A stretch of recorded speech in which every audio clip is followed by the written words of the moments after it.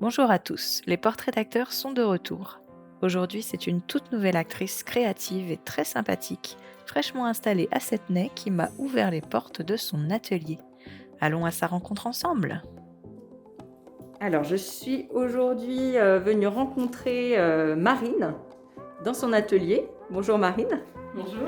Est-ce que tu peux te présenter, s'il te plaît? Moi c'est Marine, j'ai 29 ans et j'ai ouvert mon atelier de fleuriste il y a peu. L'atelier donc de Marinette, c'est ça? De Marinette, voilà. Bon, On fait le lien avec... je vais pas demander d'où vient le nom, je pense que... Mes proches m'appellent des fois Marinette, donc voilà, j'ai trouvé ça assez rigolo, assez sympa. D'accord, très bien. Donc Marinette, puis ça colle bien avec l'activité de fleuriste, je trouve. C'est un nom qui correspond bien. Alors d'où viens-tu, Marine? Je viens de Lyon, je suis née à Lyon, j'ai grandi, j'y ai fait mes études. Et à la fin de mes études, j'ai quitté Lyon pour Chambéry et je travaillais sur Annecy. En fait, au départ, j'étais dans un tout autre secteur que le du travail. Et je me suis reconvertie et j'ai quand même décidé de me réinstaller à nouveau, et cette fois-ci plus près du lac. Donc me voici maintenant à Setney. D'accord, très bien. Ok. Donc oui, donc en fait, c'était pas ton métier d'origine? Non, c'était pas mon métier d'origine. J'ai fait toutes mes études dans l'information et la communication, D'accord. donc en université.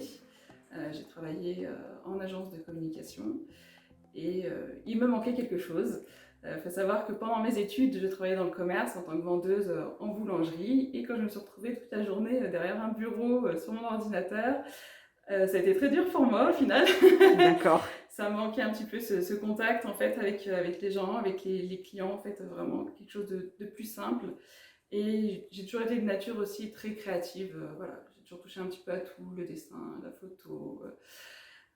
Donc j'avais besoin de faire quelque chose de mes mains et pas seulement rédiger des dossiers de presse informatiquement, voilà. Je peux comprendre. Donc, ça c'était une envie que j'avais eue déjà en tant que lycéenne. Et c'était déjà, enfin, en tant que lycéenne, c'était déjà le métier de fleuriste ou la créativité plus... C'était la créativité. C'est vrai que en tant que lycéenne, pour moi j'étais jeune à cette époque, et me dire je veux faire ça de toute ma vie, pour moi ça n'a pas été évident.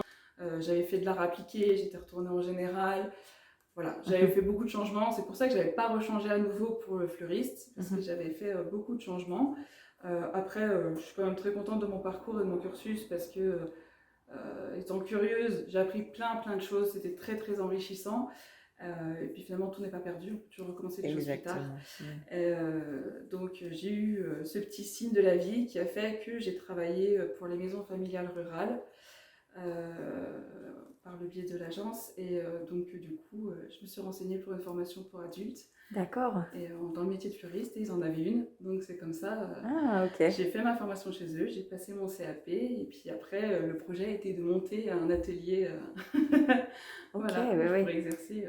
D'accord, très bien. Et alors du coup, comment as-tu trouvé cet endroit? Parce que enfin, voilà, c'est quand même une maison quelque part. Enfin, c'est vrai que on n'est pas en plein centre-ville ou quoi que ce soit. On est un petit peu voilà, à la campagne. C'est agréable, hein, c'est clair. Mais comment avoir choisi cet endroit précisément? Du coup, ça va aussi avec un objectif de vie. Donc c'est lié aussi au fait que j'ai quitté Lyon. J'ai commencé à étouffer en fait dans la ville. Il fallait que je retrouve un peu plus de nature. J'ai toujours été attirée par la montagne, j'ai toujours aimé ça. Et les montagnes ici, elles sont vraiment magnifiques. Donc c'est aussi un choix de vie avec mon compagnon. Et ici, c'était un secteur qu'on aimait bien, enfin moi en tout cas que j'affectionne, parce qu'il y a un côté paisible. On est vraiment en fait tranquille, on se déconnecte.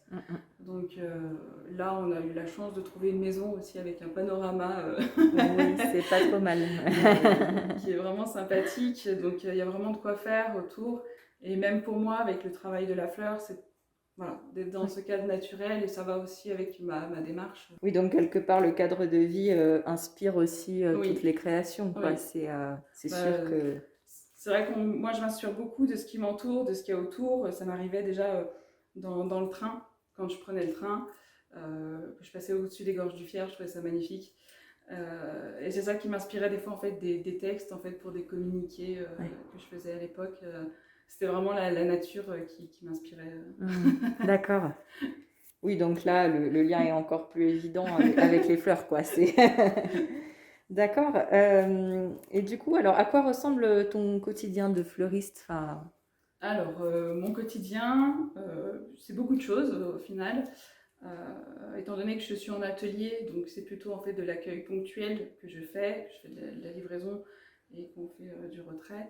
Je n'ai pas du tout la même activité qu'un fleuriste dans un magasin et du coup j'ai aussi une activité qui est sur internet. Donc au-delà en fait de venir et de créer un matin, d'être inspiré par mes fleurs, de les regarder autour et puis de me dire aujourd'hui je vais faire une couronne comme ça ou tel bouquet, je passe aussi du temps à développer un site internet, à développer des réseaux sociaux, à faire des photos, à mettre en valeur mon travail. Donc il y a beaucoup de choses et puis bon il y a aussi le côté administratif. moins drôle. Faut pas l'oublier. Donc voilà et après dans un futur j'aimerais aussi pouvoir étant donné que j'ai quand même du terrain j'aimerais pouvoir en fait avoir une toute petite exploitation en fait quelques plantations voilà pour agrémenter mes bouquets pour agrémenter tout ce que je fais sachant que voilà je travaille aussi le séché donc autant la fleur coupée la fleur fraîche sur commande et le sécher, mais qui est aussi dans une démarche pour ne pas perdre justement la fleur fraîche qui malheureusement n'aurait pu ne pas être utilisée ou quelque chose. Du coup, j'explore un petit peu des méthodes, des techniques pour pouvoir conserver la fleur le plus longtemps possible et la remettre en valeur autrement que dans le bouquet qui fane dans son vase, malheureusement qui est très éphémère. Donc voilà. Tout à fait. D'accord. Oui, donc du coup, fleurs fraîches et fleurs séchées, alors Oui, pas oui. une, Alors une par grande contre sur les variété. fleurs fraîches, c'est un concept de bouquet surprise. D'accord. Donc c'est une taille, je fais 3 tailles de bouquets qui contiennent un certain nombre de tiges, une moyenne au niveau des tiges. Et c'est un bouquet surprise qui va être en fait en corrélation avec les fleurs de saison, les fleurs qui sont disponibles, parce que des fois il y a un petit peu de décalage, des fois il y a un peu d'avance, dû aux effets un peu météorologiques. La fleur française principalement, je privilégie ça. Après on est dans une région où c'est pas évident, on n'a pas beaucoup de dépôts, on n'a pas beaucoup d'endroits pour trouver des fleurs, donc ça limite forcément parfois le choix. Oui. Donc c'est pour ça que des fois on est quand même obligé de se tourner un petit peu plus vers autre chose, donc il y a l'italien. Et puis bon, il y a un petit peu aussi de fleurs étrangères. Alors par contre, quand je vais choisir une fleur étrangère, je vais plutôt vraiment prendre une fleur qu'on va pas pouvoir spécialement trouver en fait en France, qui Bien n'est sûr. pas son lieu en fait d'origine, mais parce que je trouve que c'est toujours intéressant. Aujourd'hui, on a quand même l'ouverture sur le monde, c'est très bien de faire attention, mais je pense qu'il faut garder un peu ce côté curieux de découverte. Moi, ça me fait voyager, parce que j'ai pas forcément l'occasion de voyager. Du coup, ça me fait aussi voyager à travers les fleurs, à travers les bouquets. Donc voilà, c'est des bouquets, je n'ai pas de modèle comme on peut avoir dans un catalogue. Ça va vraiment dépendre en fait de ce qui est disponible, de ce qu'il y a comme fleurs à un instant. Et je trouve aussi c'est intéressant finalement de pouvoir être dans la découverte, dans la surprise et de se dire ah ça je m'y attendais pas. C'est vrai que des fois les gens s'attendent pas à certaines associations ou s'attendent pas à certaines fleurs. Donc c'est vraiment en fait ce côté-là là-dessus que je veux faire quoi. Et puis c'est toujours dans un style un petit peu quand même champêtre, un peu évasé, très naturel. D'accord. Voilà. Oui, donc en fait, un peu moins la nature qui se plie à l'homme et plus Oui, l'homme qui fait c'est vraiment, avec. c'est ça. Et puis de la mettre aussi en valeur. Donc c'est vrai que bon, bah, généralement, ce qui est sélectionné, ça va être les fleurs avec les tiges bien droites. Mais parfois c'est dommage, justement, la tige peut être intéressante, même si elle est partie un peu de travers, elle n'a pas poussé du tout du long. C'est d'arriver voilà, à les mettre en valeur, de se dire telle fleur va bien avec celle-ci, celle-ci matche bien, mais rien que par leur forme, en fait. C'est de se dire toutes les deux, elles ont envie d'être ensemble. En fait. D'accord. Voilà. Elles ont envie d'être ensemble, on les met ensemble et puis pour créer vraiment quelque chose qui soit vraiment sympa. Qui soit harmonieux et d'accord. Ah, c'est une belle philosophie, je trouve. Et alors, tu parlais de dépôt, de retrait. C'est vrai que c'est bizarre, je me suis jamais posé la question d'ailleurs. Où est-ce que tu trouves des fleurs? C'est quoi ces lieux de dépôt? C'est des marchés? Comment ça se passe? Enfin... Il y a des régions, surtout les régions productrices, il y a des marchés aux fleurs. À Paris, il y a le marché de Rungis. J'imagine. Dans le sud, il y a le marché de Hyères. Après, dans les autres régions, en fait, en France, ça va être centralisé, en D'accord. fait, en quelque sorte. Donc il va y avoir des dépôts, après il y a différentes sociétés de dépôts. Et en fait, ça va faire remonter, ou redescendre, suivant d'où ça vient, les fleurs, pour après en fait être vendues. Donc voilà, ça va venir de producteurs du Sud, des producteurs de Paris, des producteurs après, bon, internationaux. Mhm. Mais du coup, c'est centralisé. Ici, dans la région, on n'en a qu'un, D'accord. qui est à Annemasse. Ok. Et après, quand il n'y en a pas d'autres, c'est à la livraison. Par D'accord. contre, moi, je ne fonctionne pas en fait avec des fournisseurs par livraison. Donc pareil, c'est toujours le même principe. Hein, ils centralisent. Parce qu'en fait, du coup, c'est centralisé principalement en Hollande. D'accord. Donc en fait, je trouve ça dommage d'acheter de la fleur française qui a dû remonter en Et Hollande oui, pour finalement redescendre chez moi et être livrée là à c'est la ça. porte de l'atelier. Je Ouais. trouve ça un peu dommage. Il y a aussi une contrainte aussi économique, c'est Oui, que j'imagine. ils demandent un minimum de commandes pour la livraison, un certain montant, sauf que pour moi qui n'ai pas une boutique à remplir, Oui, ça ne marche pas. bien sûr. Ça ne marche pas, après ça crée de la perte et c'est pas du tout l'objectif, pas du tout. Donc c'est pour ça que je fonctionne vraiment à la commande et aussi sur ce côté bouquet surprise. Il y a un côté technique au-delà du fait que c'était ma volonté aussi de base. Mais voilà, c'est pour ça que je commande, c'est à l'avance pour que moi je puisse m'organiser, pour pouvoir en fait après aller à mes achats. Donc, j'aimerais bien si ça pouvait motiver, je ne sais pas. Mais si d'autres fleuristes, je sais, on pouvait s'assembler ensemble pour avoir un meilleur approvisionnement dans la région. Parce que je pense qu'on est quand même dans une région intéressante. Je pense qu'il y a une demande aussi dans la région et je trouve ça dommage que finalement on soit assez limité finalement dans notre manière de travailler en fait là-dessus. Donc voilà, il y a ce qu'on attend et puis il y a la réalité. Donc il faut arriver à trouver le compromis avec ça. Bon, le message est lancé. Et est-ce que tu cueilles parfois ou pas du tout? Alors c'est pour ça que je préfère moi faire pousser moi-même pour cueillir parce que après pour ce qui est de la cueillette, du glanage, faut faire très attention. Il y a des endroits c'est interdit, il y a quand même une réglementation. Il ne faut pas penser qu'on est tout à fait libre parce que pour des raisons très évidentes de se dire si tout le monde le fait, bien sûr, au final ça va détruire un écosystème. Tout à fait. Donc c'est très compliqué. Après, il peut y avoir des producteurs, oui, chez qui la cueillette est possible. Des horticulteurs. Ici, pour l'instant, j'en ai pas trouvé. Je continue mes recherches. Sur la cueillette sauvage, je préfère pas le prôner. Bien sûr. Parce qu'il y a des réglementations et parce que si tout le monde se dit c'est ok, non, c'est pas ok parce qu'au final, on peut arriver à détruire en fait un écosystème, un habitat. Et c'est pas le but. Non, mais c'est important de le dire. C'est vrai que voilà, finalement, on connaît la façade du métier de fleuriste, mais je trouve qu'on connaît assez peu les dessous, l'envers du décor. C'est vrai que le dessous est pas forcément très sexy finalement par rapport à la fleur qui est belle et qu'on se dit que c'est naturel. Si on y regarde un peu plus près, on peut très vite être déçu. Finalement, surtout sur les méthodes de production, en fait, finalement au Kenya, en Équateur, c'est tout sous serre, c'est hydraté, on met beaucoup d'eau et puis on assèche des fleuves et des lacs. C'est pour ça qu'il faut faire attention. C'est ça, être raisonnable. Il faut arriver petit à petit. C'est sûr qu'on ne va pas pouvoir révolutionner ça du jour au lendemain, mais petit à petit à prendre conscience de ça et faire attention et être vraiment dans quelque chose de plus... être plus conscient en fait de ce qu'on fait, en fait, de ce qu'on achète, de ce qu'on consomme. C'est vraiment en fait là-dessus. Une prise de conscience qu'on a déjà dans notre quotidien, donc après à élargir. À élargir, donc c'est petit à petit, au fur et à mesure, on fait les choses au fur et à mesure du temps. C'est comme ça qu'on avance, de toute manière. Alors, tu parlais un petit peu de tes créations, donc fleurs fraîches, fleurs séchées, ça on l'a évoqué. Et tu mentionnais les astuces pour conserver les fleurs.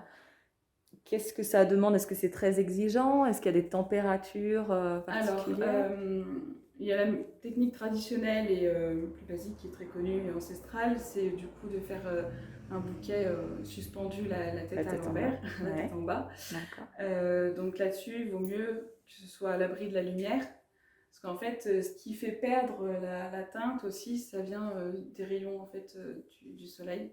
Ce sont les UV, c'est ce qui fait perdre la teinte. C'est pour ça aussi que son bouquet, une fois qu'on l'a chez soi, en séché, ou sa couronne, vaut mieux éviter d'y mettre sur une lumière directe. Si vous y mettez sur un mur qui prend le soleil tout l'après-midi, c'est sûr qu'en fait la composition elle va blanchir, elle va perdre ses couleurs. C'est pas tout à fait éternel non plus. Ça reste être quand même du vivant. Et pour faire sécher, quand on met la tête en bas, il faut faire attention que l'air ne soit pas trop humide. Un petit peu sec, pas trop pour pas que ça casse non plus trop brutalement, mais pas trop d'humidité, sinon en fait, comme un fruit, ça risque de moisir. D'accord. Ça risque de moisir, donc après, moi j'utilise aussi une solution qui est le gel de silice. Donc en fait, c'est des petits granulés qui vont absorber l'humidité. C'est des choses qu'on retrouve régulièrement dans des petits sachets quand on achète une boîte dans la boîte de chaussures, dans certaines choses. Et en plus, ça se garde. Donc le gel, au bout d'un moment, en fait, on peut le refaire sécher, on le met au four. D'accord. On le refait sécher au four et après, on peut le réutiliser. Donc ça se conserve. C'est pour ça aussi qu'il vaut mieux garder ces petits sachets aussi de gel de silice. Vous pouvez les mettre dans vos placards, dans vos tiroirs, si vous avez un peu d'humidité, ça aide. Donc voilà. Donc il y a cette méthode-là. Donc là, c'est les deux méthodes principales pour conserver à peu près la forme, forme et puis la couleur. C'est sûr, ce ne sera pas comme la fleur fraîche, ce ne sera pas du tout pareil. Ça change, ça se modifie, c'est ça aussi qui est intéressant. Ça se transforme. Après, il y a la presse, mais là, cette fois-ci, du coup, ça va être un plat. Donc après, c'est plus pour des compositions en cadre, des tableaux. Voilà, il y a ces techniques-là. Pour l'instant, j'en ai pas trouvé d'autres, en tout cas, qui fonctionnent bien. Voilà. Après, on sait qu'il y a tout ce qui est stabilisé, des choses comme ça, sauf que c'est une procédure très écologiquement parlant. C'est pas ce qu'il y a de mieux. C'est pareil, en fait, ça va blanchir le végétal. Donc ça, on les trempe en fait dans une solution et après, il faut les reteinter. Ah ouais, donc c'est dommage. Donc c'est dommage. Donc moi, j'essaye au maximum justement de ne pas utiliser de stabilisé. J'en ai très peu. Sur 10, je dois peut-être avoir une ou deux variétés. D'accord. C'est tout. Et pareil pour le teinter. Après, en voyant les créations que tu as dans ton atelier, j'ai été assez surprise de voir que finalement, il y avait de la couleur. Après, c'est dans la sélection de la variété. En fait, finalement, avec de la lavande, on peut avoir un peu de bleu. En ce moment, du coup, il y a de la lavande. Des petites fleurs blanches, le poivrier, donc les petites baies roses. Voilà, il y en a qui conservent quand même très bien leur couleur. Ça va vraiment dépendre en fait de la fleur. Donc après, c'est possible de faire attention. Et puis en les agrémentant ensemble, c'est là où on crée aussi un petit peu la couleur. C'est là où on crée un petit peu le contraste. Bien sûr. Ok, donc fini les fleurs fades de chez Papy Mamie. C'est l'objectif aussi. Très bien. Donc en fleurs séchées, tu fais des couronnes, des bouquets Oui, je fais des couronnes et des bouquets. J'ai aussi comme projet, pour l'instant, j'ai pas encore trouvé ce qui me convenait, mais j'aimerais pouvoir faire des cadres un peu botaniques. D'accord. Donc voilà, qui sont un petit peu justement sur le côté un peu plus scientifique, on va dire, pouvoir vraiment, comme le carnet de feuilles, quelque part, comme on faisait l'herbier. Voilà, les herbiers, voilà, c'est vraiment être là-dessus, avoir un côté un peu plus botanique, donc avec en fait une fleur qui serait décrite, voilà, sur un cadre, un tableau. Donc pour l'instant, ça, j'en ai pas encore fait, c'est dans l'idée. Mais je cherche à trouver en fait mon support encore là-dessus, à trouver les moyens les plus adaptés là-dessus. Mais il y a plein de possibilités. Après, ça peut être sur des rondins.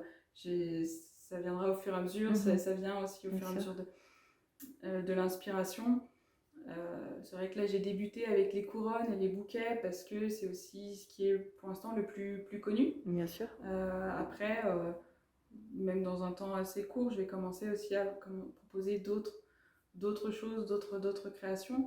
Et j'ai cru voir sur ton site que tu faisais aussi des mariages, des choses comme ça. Donc après, je propose aussi mes services pour tout type d'événements. Donc classiquement, fleuriste, on pense tout de suite au Au mariage, mariage, ouais. mais en fait, ça peut être pour tout autre événement, quoi. Ça peut être pour des vernissages, pour des galas, même si quand on fait des grands événements aussi, c'est voilà, si un jour quelqu'un fait un anniversaire, les 40 ans, voilà, les dizaines qui sont souvent très marquées, qui réunit beaucoup la famille, et puis qui fait une réservation de salle et voudrait apporter un décor, ça c'est tout à fait possible. Et là-dessus, que ce soit de la fleur séchée ou de la fleur fraîche, les deux marchent, les deux sont possibles. Là-dessus, pareil, moi j'ai une démarche derrière éco-responsable, surtout pour la fleur fraîche, parce que autant pour la fleur séchée c'est moins problématique. Aménager un ensemble avec des seaux, des pipettes. D'accord. Donc moi je récupère tout, hein, et puis du grillage pour pouvoir en fait permettre de maintenir. Après tout est caché, une fois que les fleurs sont posées, tout est caché, mais on a moins de gaspillage. Parce qu'au final, après les pipettes, les seaux, c'est récupéré, c'est réutilisé Bien sûr. pour un autre événement. Et puis le grillage, c'est pareil, s'il n'est pas trop tordu, on peut le réutiliser, on peut l'utiliser à d'autres affectations. Il n'y a pas de... Mais c'est surtout éviter en fait le plastique. Ce plastique à usage unique, quoi. Donc c'est pareil aussi au-delà de l'événement. Il peut y avoir aussi pour tout ce qui est, surtout avec le séché plutôt, la décoration d'un magasin, d'une boutique, d'un salon de thé. Les vitrines. Voilà. Faire les vitrines, ça peut être des suspensions, des plafonniers, ça peut être aussi une partie d'un mur un peu végétal. Il y a plein de choses, il y a plein de possibilités. Je vois que les idées ne manquent pas. Non. D'accord. Pour du coup acheter une de tes créations, c'est sur ton site internet? Oui, c'est D'accord. par mon site internet, donc ateliermarinette.fr. D'accord. Donc là, tout y est. Donc là-dessus, j'ai une partie décoration, donc qui va vraiment concerner du coup les fleurs séchées, donc les pièces uniques que je fais. Donc elles sont en photo, avec un descriptif. Par catégorie, j'ai différentes catégories. Là actuellement, j'ai les couronnes simplicité, donc qui vont être avec en fait un petit cerclage en fait en fer comme ça. Les couronnes naturelles, elles, ça va être avec une matière naturelle, le cerclage, donc c'est en bois. Là par exemple j'ai façonné de l'osier en couronne. J'ai aussi du rotin. Voilà, ça va être là-dessus. Et puis après j'ai les bouquets séchés. J'ai une partie bouquet aussi pour justement la commande des bouquets surprises. Et puis événements, donc après il suffit de m'appeler, de m'envoyer un mail, et puis on voit tout ça ensemble. D'accord. Tout ça pour la livraison ou pour un retrait, quoi. Ok. Merci beaucoup pour cette rencontre. C'était vraiment intéressant. J'ai encore appris plein de choses. Donc n'hésitez pas à faire un tour sur le site qui s'affiche juste en dessous, hein, le site d'atelier de Marinette, pardon. Et puis à très bientôt, peut-être sur un marché ou bien dans ton atelier. J'espère bien. Merci. Merci. Merci d'avoir suivi ce portrait d'actrice qui, je l'espère, vous aura mis des fleurs plein les yeux. Rendez-vous le mois prochain pour un nouveau portrait. Restez connectés pour plus d'infos.